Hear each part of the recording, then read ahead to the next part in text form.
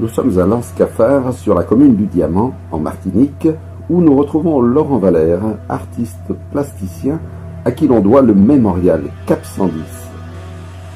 Retour sur un dramatique naufrage de 1830.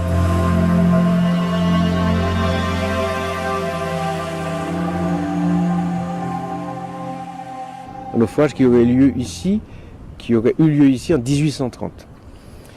En 1830, effectivement, c'est une période où l'esclavage n'est pas encore aboli, il va l'être en 1848, mais où la traite des Africains est interdite. Donc c'est une période de trafic. Et pendant cette période-là, il y a eu des naufrages. Et ce naufrage d'avril 1830 est connu comme étant le dernier naufrage de navires négriers de l'histoire de la Martinique. Et donc avec cette anecdote, cette fortune de mer, ce drame, je vais voir le maire du Diamant, qui est historien, il se trouve. On en discute et il me dit, mais pourquoi pas ne faire un mémorial sur cet endroit? Et c'est ainsi que Cap 110 est né en 1998, qui était la date de célébration du 150e de l'abolition de l'esclavage à la Martinique. Et pourquoi Cap 110? Cap 110 parce que l'orientation du monument, de l'installation, est une orientation qui est déterminée par un triangle dont la pointe est orientée vers le Cap 110, qui lui est le cap vers l'Afrique, d'où venaient les morts qui sont enterrés sous nos pieds ici. Alors il s'agit d'une œuvre monumentale constituée de 15 bustes de béton de 2,50 m de haut, installés en triangle pour évoquer le commerce triangulaire.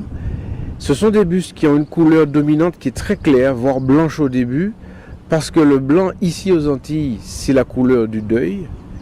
Donc là, cette couleur, c'est ce qui explique le côté très clair des monuments, et la couleur évolue avec le temps, avec les moisissures, avec la vie.